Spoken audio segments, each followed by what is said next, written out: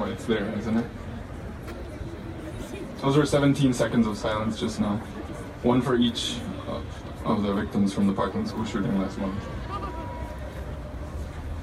The truth is, most of us here present today have probably never had to fear for our lives when we're going to school in the morning. We generally don't ever wake up and think for a moment that this might be the last day we leave our house.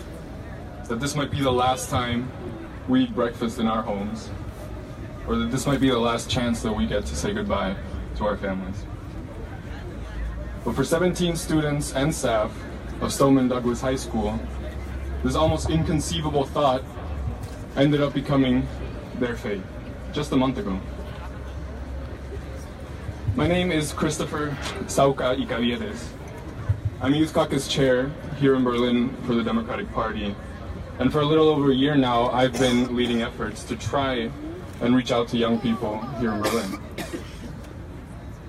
But the truth is that standing here today in front of all of you, none of that really matters. And the reason I say that is because I'm from Broward County. I grew up there. I live very close to where Parkland is. So this last school shooting quite literally hits especially close to home for me. And I almost feel obliged to stand up here today and tell you something meaningful from a position of relative authority. But the truth is that, like so many of you standing here today, I'm just another concerned student. As concerned students, we are all standing here today to show solidarity with our fellow students from Parkland who are marching on Washington this very minute. We want them, and we want the whole world to know that we will not idly stand by and watch any longer as our senators and as our representatives do absolutely nothing to avoid this kind of tragedy from ever happening again. We applaud the Parkland kids, and we fully support them in their fight for stricter regulation and sensible gun laws. Their fight is our fight.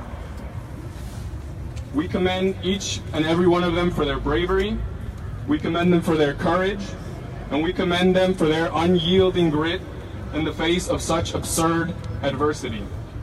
When the time came to act, they did not refuse the call, and neither are we. 17 people were murdered in Parkland last month, but sadly, that's not where it begins or where it ends. Just since 1990, 357 people have been killed in school shootings. Think about that, 357 people dead. Over a period of 28 years, that makes an average of at least one person dead every month since 1990 in a school. We go to school to learn. We go to school to make lifelong friends. And maybe most importantly, we go to school to meet the teachers who will forever influence the way we think and the way we view the world. But we do not go to school to get shot through the head.